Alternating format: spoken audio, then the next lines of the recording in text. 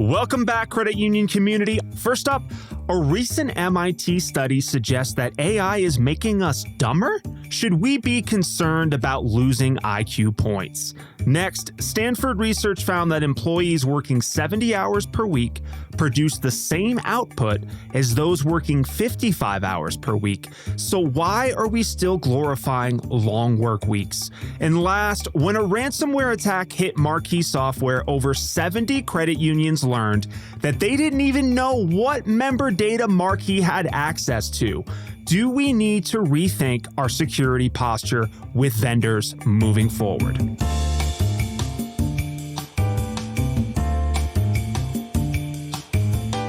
Welcome to Grow Your Credit Union. This is the podcast where credit union leaders gather, learn, and grow. I'm your host, Joshua Barkley, and I want you to know we are available on the request line. So if there's a topic you want us to cover on the show, head to growyourcreditunion.com and tell us. All right, I want to introduce my co-host. She's the talk of Texas, the queen of DeFi, and a pretty cool person all around. Becky Reed, what's cracking? Howdy, y'all. Howdy, Becky. Before we begin today's show, I want to first mention our sponsor, CU Benefit. CU Benefit helps credit unions find smarter investment strategies that cover 100% of employee benefit expenses while significantly boosting net income. You'll hear more about CU Benefit later in the show.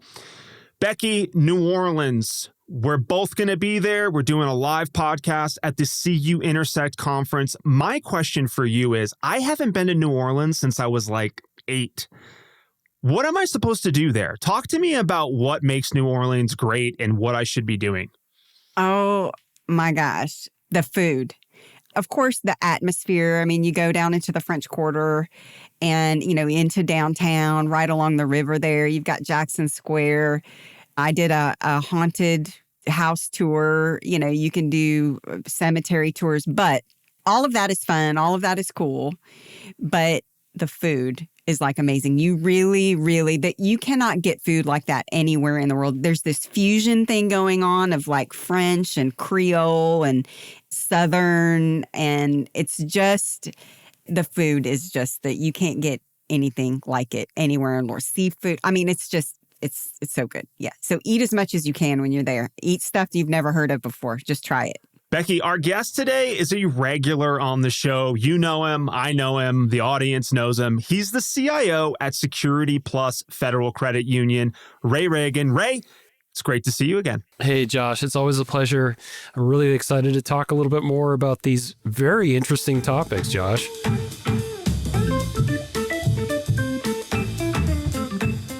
A recent MIT study claims that using AI creates cognitive debt. In other words, that AI is making us dumber. But as Andy Kessler points out in the Wall Street Journal, we've heard this story before. People said the same thing about calculators, about Google, about smartphones. Ray, let's jump right into it. Do you worry that AI will erode critical thinking skills inside your credit union? So, Josh, it was interesting when you sent this over because I paused on it, and I'm glad you brought up the fact that there are some countering voices on this and that we have heard this before. And really what we're seeing emerging with AI is not so much a cognitive debt. We're seeing that knowledge itself is becoming much more accessible. And that's what we're really seeing with these large language models and AI. Just over the last couple releases with ChatGPT and Gemini, we're now seeing those pushing IQ tests all the way up into the 120s and the 130s, when just 2 years ago, they were slightly above 100 points or so. That was one model, who shall remain nameless. And so the models really are getting smarter. But what this really means for us as credit union professionals is this actually creating some sort of cognitive debt? And I'm here to throw out that I don't think so. And here's why, is what we're actually really seeing is this whole concept of what I like to call the attention economy. As things start getting faster and faster, our ability to go and do deep research, as much as, me, nerdy Ray that loves to do his pivot tables and deep data analysis, we just don't have time for that anymore. And so the question is, are the outputs that I'm going to create less intelligent? No, they're not. They're actually going to be much more intelligent because I'm able to exercise AI in my job duties with the ethical and compliance controls put in place that we need to do as credit union folks.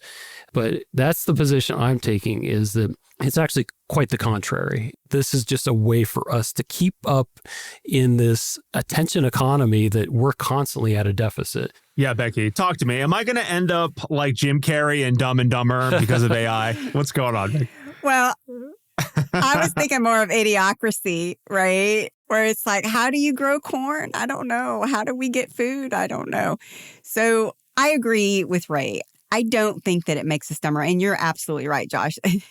Calculators, I remember when they would ban them in school, right? Because for some reason, you just absolutely had to learn long division, right? You couldn't possibly use a calculator just because that made it faster, that apparently knowing long division was some kind of skill that you needed. And I don't think I've ever used it outside of middle school, right?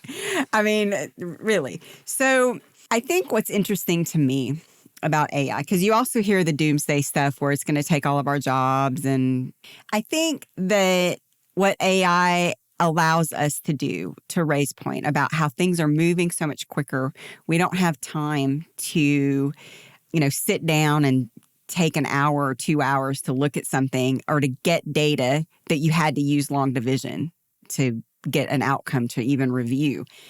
AI makes us more efficient, but there's something that AI just can't do, and I don't think it will ever be able to. And that is the soft skills and really the deep analytical, contextual skills that we have as human beings. So we can look at data and we can contextualize it in a way that AI just can't. We can say, we can make inferences about what the behavior of the person, what is that data telling us? Well, it might be something different if it was at 10 a.m. than at 6 p.m. or if it was in a different part of the world, perhaps. That kind of nuance with analyzing data is just not really something machines can do, and maybe will not ever be able to do. But somebody asked me the other day about, if you're going to college, what would you do? AI is going to take all of our jobs, right? So journalism and teaching and all of this other stuff is just, it's out the window because AI is going to do it all for us. And I don't believe that. I think that we go back to the humanities, study poetry, study philosophy, study Jung and Freud and Nietzsche, and really start focusing on the human aspect of what makes us different from machines. But I can tell you that everything is moving so much quicker. And we at Bank Social, we use AI to help us build project plans in Jira. Yeah. And we built a protocol where we just sit and we discuss business requirements for a particular product. We sit in a room, we talk about it. Here's what it needs to do. Here's what it needs to look like. Here's what needs to happen. And when we leave that meeting and hit enter, the epic is created. All the stories are created. We have a fully baked requirement with all the business requirements included and every single ticket that a developer needs to do in 5 minutes or less.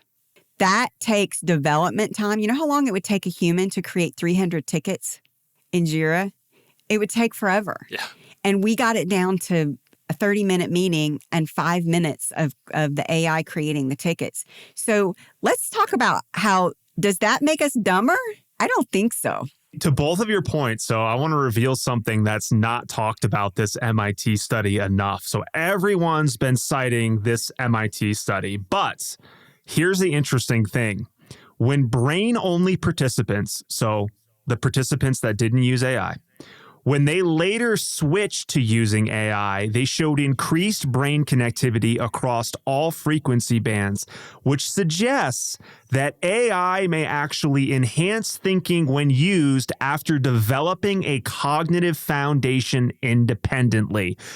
Point being, if you have expertise in a domain and you're using AI to amplify that expertise, I'm not really sure how that's going to make you dumber.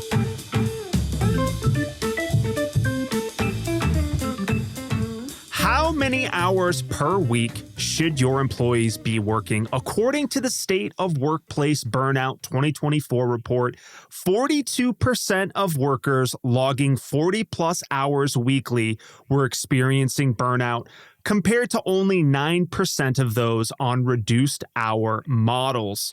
For credit unions, I mean, we all know the tension's real. Members expect attentive human service, which just doesn't happen when frontline teams are burnt out. Becky, I'll start with you on this one.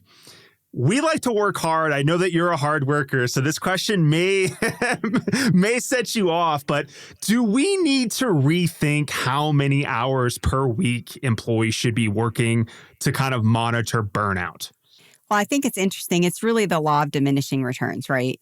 The harder you work, the longer you work, the less output that you're able to provide. And all of us have experienced that, right? We have a ton of stuff to do. We're like, if I just work 24 hours a day, then I'll get more done. But that just doesn't actually happen in reality. So you work longer and then you get more fatigued. You're not taking care of yourself. Your brain gets tired. You get distracted more. Just working longer or harder even doesn't give you a better return. I think what's interesting is the 40-hour work week is really an American thing. Americans, we tend to have this view of kind of a manufacturing, the industrial nation kind of thinking where, you work 5 days a week and 8 hours a day, and that is just what you do. And if you look at how other countries, Europe in particular, look at what they do, they're usually, and Scandinavia does this, France, Italy, 32 hours is pretty much what they work. Germany even. And Germany, you think of them, they're like really hard workers and they do, they build the BMW for goodness sakes. So, and I would not say that they're a lot less productive than the United States. I would say if you look at output overall in the United States and compare it to those countries, I think that we probably produce a little bit more from a GDP perspective, but their people are happier. You're not going to find anybody in Italy at the office on Friday after 2:00. It's just not happening. And that's okay. Here in America, we're like, you better be staying here till 5:00. It's like, that doesn't work. So I think that goes to work-life balance, which I think is a little bit of a misnomer. There's not really balance. You have your work and you have your life. But that idea of being a machine, going back to that industrial nation thinking, does lead to burnout. So I really am a proponent of I don't think 32 hours a week is right. I think that's not enough. But, 35, 38, I think for most people, I think that would provide them a better avenue for not being burned out. You mentioned happiness, Becky, how sort of these European countries are seemingly more happy. But you know what, Becky? That's not a metric we measure. We're looking at GDP. We're looking at productivity. No, I'm kidding. But it's kind of true. Ray, what's your take? I think Becky raises some good points about this notion of, do we really need to work these crazy long? I'm not on an assembly line. And in fact, when we think about work, what is work? Because if I'm doing deep work, I might technically be on the clock for 8 hours, but I might only be doing deep work for 3 hours. So what are your thoughts on this work week that we've structured in the U.S.? I have a unique background. I have deployed and gone to combat as a U.S. soldier. And I can tell you that, year that I spent in Iraq, we weren't counting hours worked. We just worked.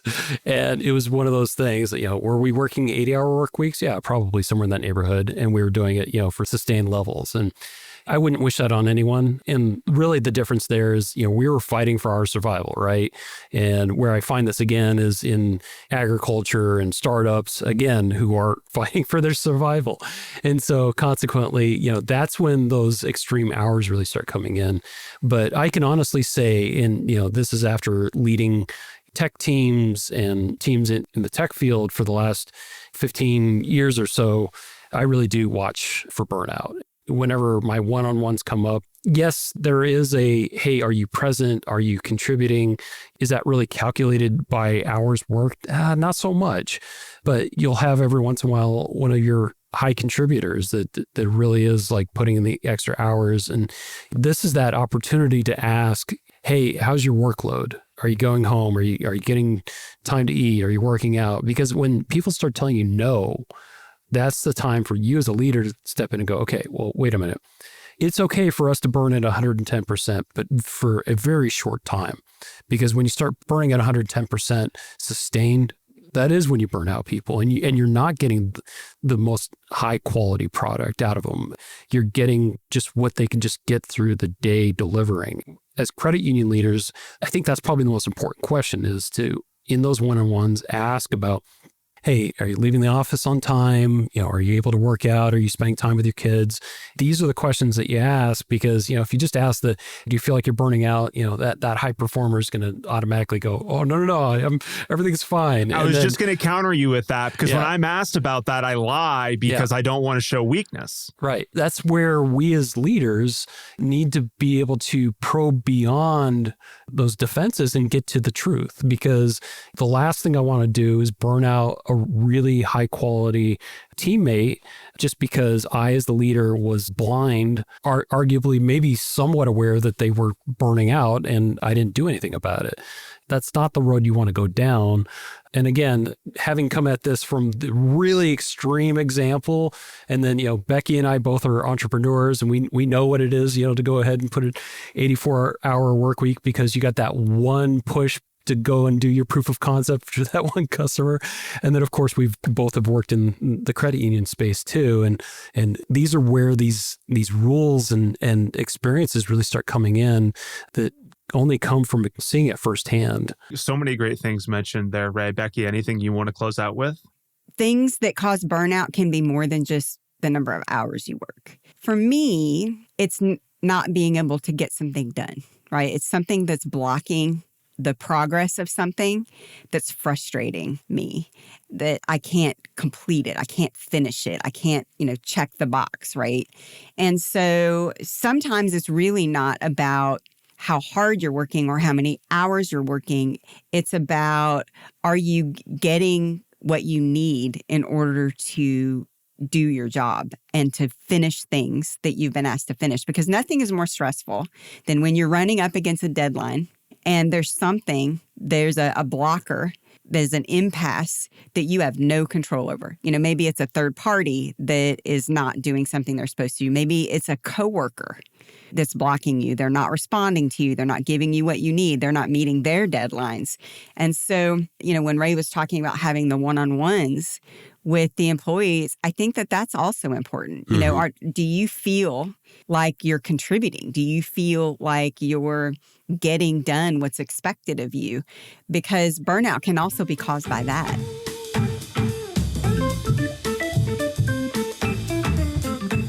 Is your credit union one of the many facing employee benefit increases of 20, 30, or even 40% this year? CU Benefit is a CUSO designed to help credit unions solve this problem and unlock their balance sheet. CU Benefit helps with retaining valued employees, supporting your not-for-profit mission, and offsetting rising benefit costs that have become dinner time discussions. It isn't just something you have to accept. Your credit union holds significant potential in its existing assets. CU Benefit makes it easy to unlock that potential with exclusive investment options, customized strategies, and expert counsel to guide complex financial and human capital decisions. CU Benefit's proven process is designed to economically improve your bottom line, not just add to your expense ledger. CU Benefit works with you to increase net income, sometimes more than 50%, and generate investment returns 4 to 5 times more than what you are currently earning on most bonds. By generating greater revenue from these strategic financial solutions, CU Benefit helps you cover as much as 100% of employee benefit expenses, drive financial stability, create a competitive advantage in the talent market, and improve your member services by funding a stronger employee environment with CU Benefit. Learn how to double your credit union's revenue potential at cubenefit.com. That's cubenefit.com.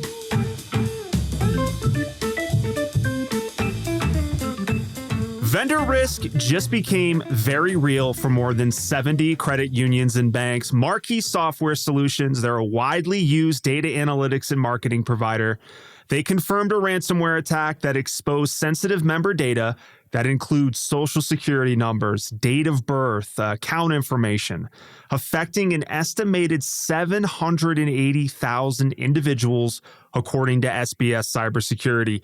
What makes this breach particularly painful is several of the impacted credit unions, they didn't even know what data Marquee held on their behalf until this particular incident.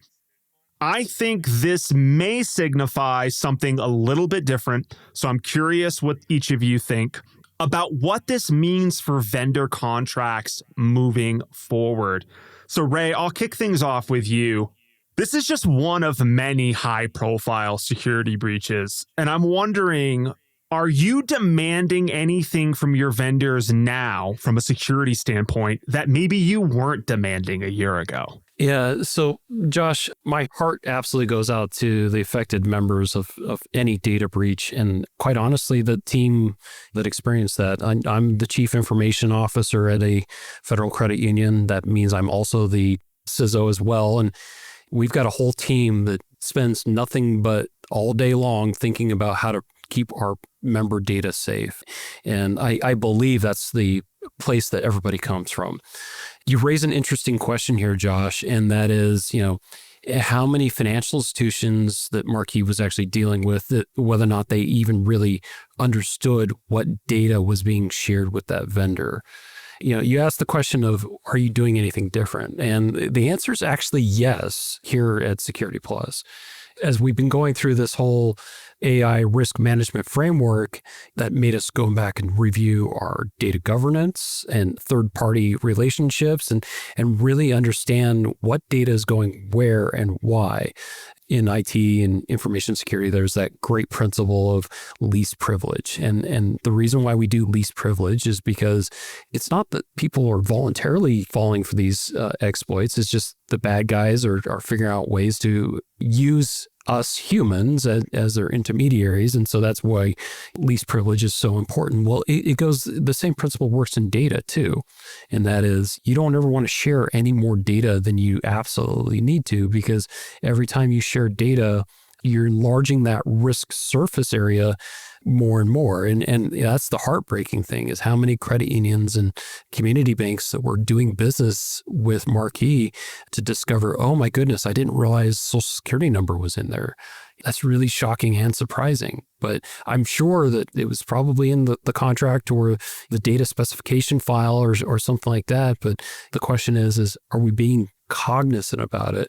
And that's where the change within my credit union just in this past 6 months of really going in and looking at our data governance to get ready for AI gave us an opportunity to look at this.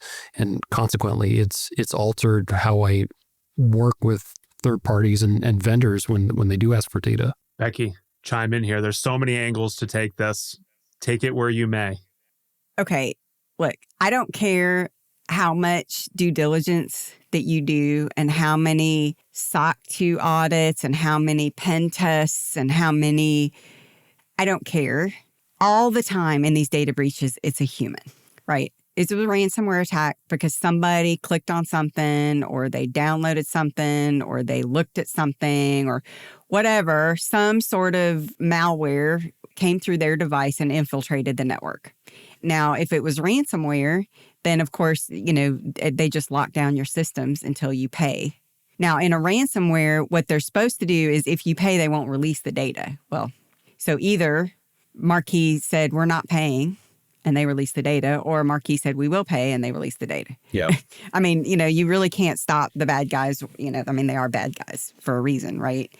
Can't really trust what they say. But I'm not sure that the two questions you asked, Josh, are really even the right ones. Please tell me the right ones. Well, I'm not sure that there is a right one, because I don't think that in today's day and age, with the systems that we use, that any system is safe. I don't think any is. Now, we and I know Ray would say this too, right? We provide all this training to our employees to make sure that they know what a phishing attempt is and they know, what a spoofing attack is, and they know what a spear phishing and all of these names for all of these things that bad guys are doing. And now we have AI that's doing stuff. You know, the bad guys use fraud AI like ChatGPT. They use fraud GPT, right, to scam people. There's deep fakes that are happening. They can not only deep fake your face, they deep fake your voice. There are companies that are hiring offshore employees that are really scammers, that are using, deep fakes to put somebody else's face. I mean, it's absolutely insane what's happening. And so you can get all of the assurances and all of the due diligence, and you can know what data is going over to a third-party vendor, but none of that really solves the issue. The crux of the issue is that the bad guys are finding a vulnerability. And while I hate that it happens and I hate that all of the data gets out there, I'm not sure that fear-mongering article is really the right. I mean, okay, the credit union didn't know that Marquis has the Social Security numbers, really. Are they doing like loan campaigns where they're doing pre-polls of credit? Right. But that's not even the issue. The issue is, what can we do to make sure that that doesn't happen again? Ultimately, that's your question. What can credit unions do to make sure that a third-party vendor doesn't breach their data? And I'm telling you, I think that the vendor due diligence we already do is all we can. Let me close out with this one then, Becky. Do you think that these incidents have an ability to completely destroy a vendor's reputation permanently? If they handle it appropriate, no, I don't think that it can. I think that you can recover from something like this. I think that consumers, to your point, you just said that you turn a blind eye when you get those letters and when you get those emails. And you know what? I do too. Guess what? Equifax is still around. You remember the Equifax breach? Well, people still use their credit reports. People still use what they have. They're still a company. Did it hurt their reputation for a while? Sure. But that one breach, actually, all of our data is out there. I think that technology will catch up and this will get better. But do I think it's going to completely destroy a company? If they handle it appropriately, they gave the proper notices, they did the assurances that they're giving to their customers, I don't think it can ruin them. That brings us to the end of the show. Ray, give us your final thoughts or plugs here today, my man. Yeah, well, Josh, always an interesting conversation, and I appreciate the potpourri of credit union topics today. The one thing that I would like to plug is that, as you know, I've been a contributor in accelerating AI adoption in the credit union community. And as part of that, I've been offering these free workshops to credit union management and boards. And I kept hearing a common ask, and that was, hey, we're really interested in AI. We really would like to go deeper with it. We just don't know where to get started. Consequently, I am working to organize a Banking on AI conference in Atlanta coming up here in a few months. And the concept here is it's less vendor focused and it's more credit union professionals and banking professionals talking on a panel, not even necessarily about what they have done, just because it's so new, but what they're thinking about doing, and literally hearing from other banking professionals about how the new and novel uses of AI are being done throughout the industry. And so, that I'm really excited to see this get off the ground, and I appreciate the opportunity to share with your listeners. Ray, if people want to get in touch with you, whether it be about that particular conference or just they want to get a hold of you in general, what is the best way to do so? Right now, we do have the bankingonai.info website live, and if you hit contact us, it'll go straight to my inbox. Perfect. Becky, final thoughts? I think that technology is just moving faster and faster. And I actually did a LinkedIn post recently that said 2026 is going to be the year of real-time everything. Everything is just moving at the speed of light, including AI. And that helps good guys and it helps bad guys. And it's helping the everyday guy too. And I think that this year is going to be a very interesting year as technology continues to advance and we continue to find ways to leverage that technology for the betterment of mankind. And so, I don't know, my thoughts right now are a little philosophic, But looking out beyond, I don't know. It's a new day, and it feels like a bright, sunshiny day to me. I love the optimism, Becky. And if you want to get a hold of Becky Reed, Becky, I'll do this for you. Hit her up on LinkedIn, where she is very prolific with posting. All right, I want to thank our guest. I want to thank my co-host. And I want to thank our beautiful, glorious, majestic sponsor, CU Benefit. CU Benefit helps credit unions find smarter investment strategies that cover 100% of employee benefit expenses while significantly boosting net income. If you want to learn more about them, go to cubenefit.com to learn more. And of course, the listeners out there, thank you for supporting us and listening to another episode of Grow Your Credit Union. If you like the show, follow us on your podcast player of choice. If you want to be a guest or would like to talk about sponsorship opportunities, head to growyourcreditunion.com to learn more. Thank you for listening, and we will see you next time. Take care, and bye-bye.